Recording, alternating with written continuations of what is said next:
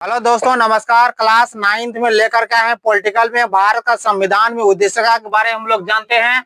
तो चलते हैं क्लास 9th में पॉलिटिकल में उद्देशिका यानी भारत के संविधान में उद्देशिका या प्रस्तावना। तो चलते हैं 1 नंबर में। तो हम भारत के लोग, इसका अर्थ क्या होता है? भारत के संविधान का निर्माण और अधिनियम भारत के लोगों ने अपने प्रतिनिधि के माध्यम से। अब मान लो भारत का जो संविधान है ना, आदमी क्या करता है, उस व्यक्ति को चुन करके वहां भेजता है। प्रतिनिधि मतलब आदमी उसको वोट देता है, तब आदमी जाता है उसको चुन करके। इसीलिए प्रतिनिधियों के माध्यम से किया है, ना कि इसे किसी राजा के द्वारा नहीं होगा। राजा या आदमी ने उन्हें नहीं दिया है। कहने का अर्थ है कि हम भारत के लोग जो होते हैं, उसका चुनाव होता है, उसका प्रतिनिधियों के माध्यम से वो क्या करते हैं, जीत करके जाते हैं। क्लियर? तो चलते हैं दूसरा नंबर में। प्रभुत्व संपन्न, लोगों को अपने से जुड़े हर मामले के फैसले करने का सर्वोच्च अधिकार है। हर लोगों को अपना फैसला करने का अधिकार है। कोई भी बाहरी व्यक्ति भारत की सरकार को आदेश नहीं दे सकता। यानी भारत का अलावा कोई भी बाहरी देश का व्यक्ति रहेगा ना, वो भारत सरकार को कोई आदेश नहीं दे सकता है। तो चलते हैं तीसरा नंबर में। समाजवादी में, समाज में संपदा सामूहिक रूप से पैदा होती है। समाज जो होता है ना, सामूहिक रूप से सब एक दूसरे से मिले जुले होते हैं और समाज में उसका बंटवारा समानता के साथ होना चाहिए। समाज में कोई भी चीज का बंटवारा करते हैं तो एक समानता के साथ, उसमें कोई भेदभाव ना होना चाहिए।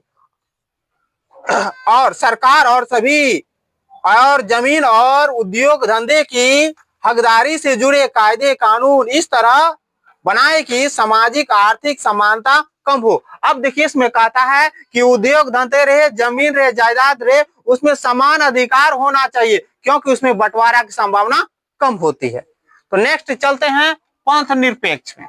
अब देखिए, नागरिकों को किसी भी धर्म को मानने की पूरी स्वतंत्रता है। भारत के नागरिक है ना, वो अपने इच्छा से कोई भी धर्म मान सकते हैं, ठीक। और लेकिन कोई धर्म आधिकारिक नहीं है, आधिकारिक धर्म नहीं है। उसमें किसी भी धर्म को थोपेगा नहीं कि नहीं तुम यही धर्म को अपना लो, इसमें कोई बात नहीं है। सरकार सभी धार्मिक मान्यताओं और आचरणों को समान अधिकार दिया। सरकार क्या कहता है, सभी धर्मों को समान अधिकार दिया गया है। तो चलते हैं नेक्स्ट में लोकतंत्रात्मक में। सरकार का एक ऐसा स्वरूप जिसमें लोगों को समान राजनीतिक अधिकार प्राप्त है। सरकार को क्या है, सबको राजनीतिक अधिकार प्राप्त है और लोग अपने शासन का चुनाव करते हैं। लोग क्या करते हैं, आदमी को चुनते हैं और उसको चुन करके भेजते हैं, चुनाव करते हैं और उसे जवाबदेही भी बनाते हैं। जैसे मान लो हम लोग विधायक को चुनते हैं, सांसद को चुनते हैं, वो लोग हमारे ऊपर जवाबदेही भी रहता है। और यह सरकार कुछ बुनियादी नियमों के अनुरूप चलती। सरकार ऐसे नहीं चलती, सरकार का भी कुछ नियम होते हैं, कुछ कायदे कानून होते हैं। चलते हैं उसके बाद नेक्स्ट में गणराज्य में।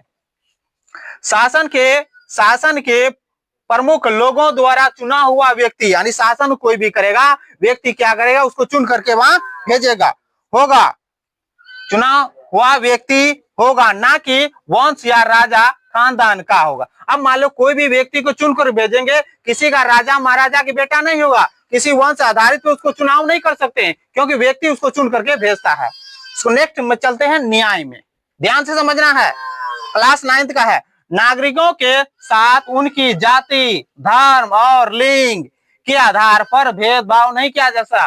कोई भी व्यक्ति रहे, उसके जाति, धर्म, मजहब के नाम से, लिंग के नाम से उसके ऊपर भेदभाव नहीं कर सकते। ये न्याय कहता है हमारे भारत के संविधान की उद्देशिका में। अब उसके बाद चलते हैं स्वतंत्रता। ध्यान से समझना है, नागरिक कैसे सोचे, किस तरह अपने विचारों को अभिव्यक्त करा। मान लो नागरिक कैसे सोचता है अपना विचार, जैसे मैं अपना विचार आप लोगों को व्यक्त करता हूं, वही हुआ अपने विचारों को व्यक्त करे, यानी बतावे और अपने विचारों पर किस तरह अमल करे। कोई विचार जो करता है, कोई भी यदि बोलता है, बोल करके अपनी बातों पर भी अमल करे, क्या मैं सही बोला हूं या गलत बोला हूं। इसीलिए इस तरह कोई अनुसूचित पाबंदी है ना, अनुसूचित पाबंदी नहीं है, कोई भी इसमें पाबंदी नहीं, सब अपने इच्छा से बोलता है। उसके बाद नेक्स्ट क्या है, समता। कानून के समक्ष सभी लोग समान है। कानून के सामने में गोरा रे, काला रे, जाति, धर्म, मजहब सब बराबर है। समान मतलब सब बराबर। इसीलिए लिखे हैं कानून के समक्ष सभी लोग समान है। और पहले से चली आ रही सामाजिक, प्राचीन काल से चली आ रही सामाजिक और समानताओं को समाप्त होना पड़ेगा। पहले जाति, धर्म, मजहब लेकर के भेदभाव था, है ना, उस चीज को समाप्त होना पड़ेगा। इसीलिए सरकार हर नागरिकों को समान अवसर उपलब्ध कराते। सरकार क्या करता है, सबके साथ भेदभाव एक रखता है, किसी के साथ भेदभाव अलग नहीं रखता है। इसीलिए अवसर उपलब्ध कराने की व्यवस्था करे। इसमें समता में कहा गया, नहीं समता करता समानता, सब समान। अब उसके बाद नेक्स्ट क्या है, बंधुता। हम सभी ऐसे आचरण करें, यानी हम सभी को ऐसा आचरण करें जैसे कि हम एक परिवार हैं। लोगों को ऐसा आचरण करना चाहिए, हम लोगों को लगे कि सारा भारत के जितने भी लोग हैं ना, हमारा परिवार है। क्या है, हमारा परिवार है। इसीलिए सदस्य हो कोई भी नागरिक किसी दूसरे नागरिकों को अपने से कमतर ना समझे। कोई भी नागरिक एक दूसरे से कम नहीं समझिए, यानी सब एक दूसरे में क्या है, सब बराबर है, यानी अपना परिवार। दूसरा परिवार नहीं समझिए, सब अपना ही परिवार, सबको समान अवसर देना चाहिए। इसीलिए कहता है अपने से किसी को कम नहीं आंकना है। तो इस वीडियो को देखिए, लाइक कीजिए, सब्सक्राइब कीजिए, इसको उतार लीजिएगा बाबू, आपका जीवन में हर एक दिन काम आने वाला है। चाहे कोई भी क्लास के, 11th क्लास को, 9th क्लास को, 10th क्लास का, चाहे कंपटीशन में, इसको उतार लीजिए। थैंक यू, धन्यवाद।